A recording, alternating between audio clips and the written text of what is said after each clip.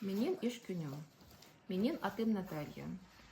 Мен Бишкек шаарында эндокринологиялык борборунда башкы дарыгер болуп иштеймин.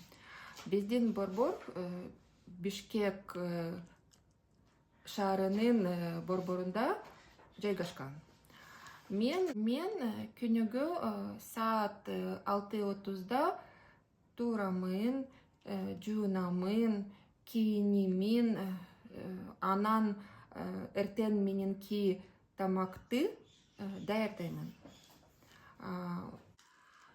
Анан саат 8-де үйдөн чыгам, жумушка борбордук кызмат машинеси менен барам. Саат 8:30 жумушка келип калам. Саат 9-да мен кабылдаманы ачам, жана иштеп баштайм. Мен кардарларды кабыл алам, алардын проблемасын угам, жана чечкенге жардам берем.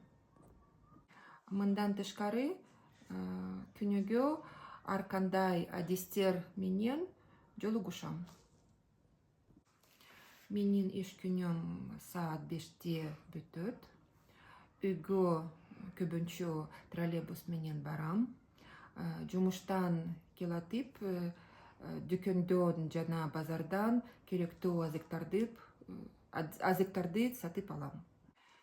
Үйгө келип, кечки тамакты жолдошум менен даярдайбыз. Анан телевизор көрөбүз, эс алабыз. Бул менин күнүмдүк иштерим.